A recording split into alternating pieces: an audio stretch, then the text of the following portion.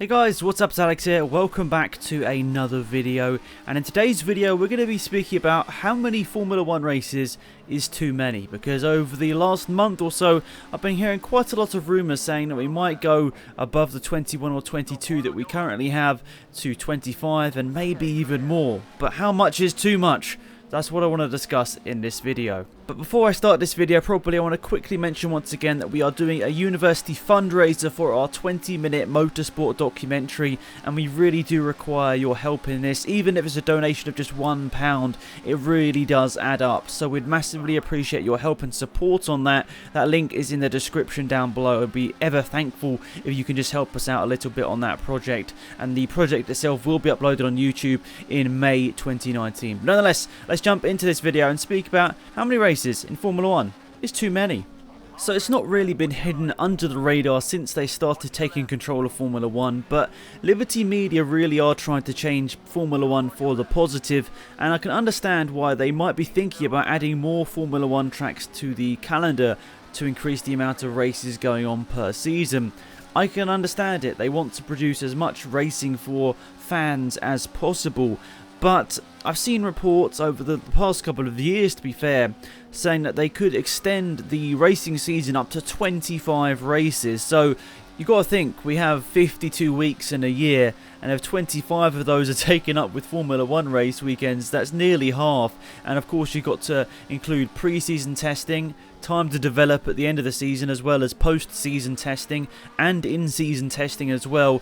It will be a very, very hectic schedule where possibly Formula 1 would have to start in early February and end right at the end of November like it currently does, with an even shorter break for the summer if they did go ahead with 25 race seasons. But in my opinion, while it might be on the contrary to what I might have said in the past, I would rather see less Formula 1 races, and for those Formula 1 races to be quality, rather than pushing more and more Formula 1 races onto the calendar and having more slightly average races. I would rather have quality over quantity in this regard, and that's my personal opinion. Of course, some people may disagree.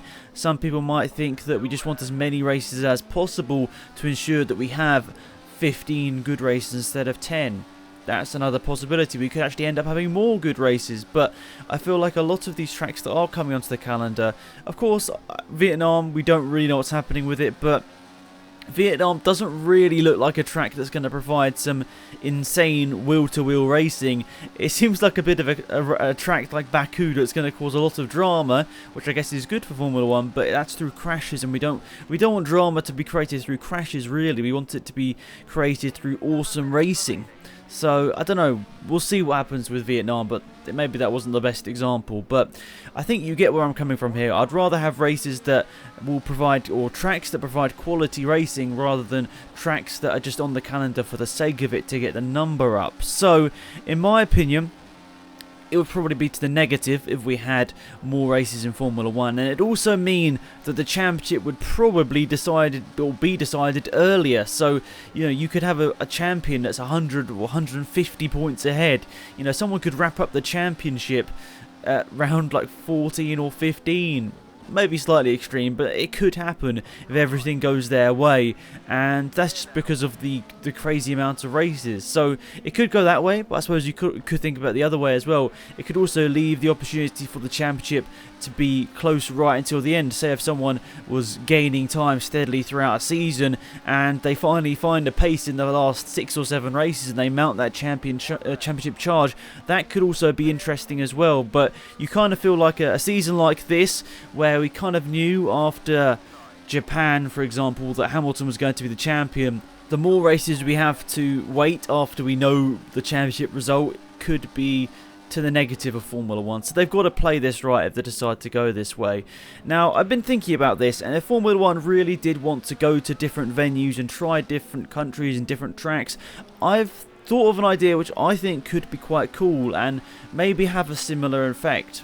Maybe not, but this is what I'm thinking. So, could Formula 1 start doing non-championship races like it used to do back in the day. So Formula 1 used to do non-championship races at a couple of tracks around the world each year. Something like the Indy 500 used to be a non-championship Formula 1 race. So could they do something like that? Could there be like a 5 or 6 non-championship little season between the test drivers? That would be quite cool, because right now test drivers or third drivers don't get a huge amount of seat time. They're mostly confined to the simulator, doing simulator sessions. And of course, I know that a non-championship race isn't going to put in a crowd like a real Formula 1 race, but it could definitely give you a spectrum of how interested a certain country is in the sport. Say we go to Vietnam and they have a massive fan base for Formula 1. There's hundreds of thousands of people wanting to attend even a non-championship race. Then we could be like, okay, this is obviously a track and a country that loves Formula 1. Let's go there. And it could just be a good way of sort of breaking the ice with a country in Formula 1 and sort of understanding whether, we should actually go there or not. That could be a good way of just testing new tracks as well. So, in my opinion, I think that'd be a really cool way we could go about having more races but not actually affect the championship. So maybe a sort of a 6 or maybe 5 or 6 mini season between the test drivers. That could be quite cool. Give them more track time. I think it's kind of a win-win for everyone in my mind. I mean, of course there will be negatives, but I think it would be great to see sort of non-championship drivers get a chance. Third and even a fourth driver sometimes don't get the opportunity to race throughout a whole season. We were seeing Ocon next year confined to basically simulator work and a bit of testing. Wouldn't that be cool if it at least had 5 or 6 races to show how good he is against some of the other test drivers? And it would, maybe it would stop there being so many pay drivers in the sport.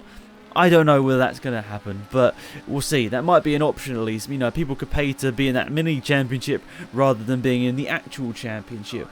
Anyway, that's my idea. I think it could work, but of course has to be many things to be decided for that to actually go ahead. But I think it'd be a good way to show Formula 1 to different countries and also give test drivers an opportunity.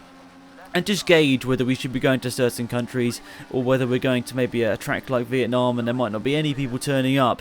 I mean, that would be a massive embarrassment if that's the case. So it'd be good to just sort of dip your toe in the water first and then realise if they should visit a certain venue. So if they did decide to start adding more tracks to the calendar, whether that be non-championship races or probably more likely actual championship races, where could we go? Because obviously there are only a finite amount of tracks in the world, and there are only a finite amount of those tracks which are actually sort of Class 1 FIA approved. So I think it'd be quite interesting to see where they could go. Of course, there's always been talk about going back to tracks like Imola, which previously held Formula 1 races. Tracks like Kyalami as well, obviously a big track in South Africa, where many people would love to see Formula 1 go back to. But I think sometimes it's you look back on memories in slightly rose-tinted glasses and you sort of think they're better than they were. I'm not saying that was the case with Imola and Kyalami, but I think some people might do that with certain tracks, and I just hope we don't make any silly decisions about going to tracks that we really have no business going back to, because in my opinion, I think Imola's a good track, but I'm not exactly sure how it will cope with modern day Formula 1 cars, because I don't know, it wasn't the best of best of overtaking tracks at the best of times. So when the cars are faster, wider, more downforce, emit more issues with the back with downforce and following people, I don't know whether Imola would be a great track for overtaking and for interesting races, but we don't know, do we? We don't know. That's why we need to do some testing or something there, so we at least understand whether it could be a possibility first. And but yeah, there are loads of other tracks, I suppose, that we could go back to. And to look through this list, I wanted to quickly get up the FIA official list and look at the Grade 1 tracks. And of course, most of these are already in Formula 1. So Albert Park, Austin, Brazil, Bahrain, Baku, Buriram in Thailand, that could be interesting, of obviously Alexander Albon. He's now a Thai driver in Formula 1, so Buriram, maybe that could be an option. The Dubai Grand Prix and the international circuit as well. Estoril, that's obviously another classic track from Portugal. Fuji, I love that track, but I don't know whether it would provide great racing with the modern day Formula 1 cars. And in Imola, Indianapolis GP, that also has it. Jerez, Korea, Magny-Cours, Moscow Raceway, Motorland, Aragon, Mugello, New Delhi, the Indian track, Nürburgring, Qatar, Sepang, I'm trying to read out the ones that haven't actually got one currently. Valencia. So there's a couple of tracks in there that are Grade 1 FIA approved. I don't know whether many of those would really suit Formula 1. Maybe you can let me know in the comment section down below what you think on that one. But yeah, that's pretty much it for this video. So let me know what your thoughts and opinions are about which tracks we should go back to if it doesn't open up to a 25 race season. And maybe if your country doesn't have a racetrack at all really, or doesn't really have an FIA approved one, let me know why you should have a Grand Prix. That would be an interesting one. So that's pretty much it for this video. As always, thank you for watching. Please remember to drop a like on the video if you did enjoy, and subscribe if you're new. And of course, if you haven't done so already, I'd really appreciate if you can check out the Kickstarter, the fundraiser for our third year university 20-minute documentary. I'm really excited to show this to you guys. It's going to be going up on this channel in May 2019, but to make it possible, we're going to be asking for a couple of small donations here and there. So if you can help, even if it's just £1, that'd be massively appreciated. And I just want to make a little clip here at the start and the end of each video just to try and raise awareness as much as possible. So there we are. Thank you for watching. Hopefully you enjoyed the video, and subscribing you. It's been AlexZAfRo. Goodbye.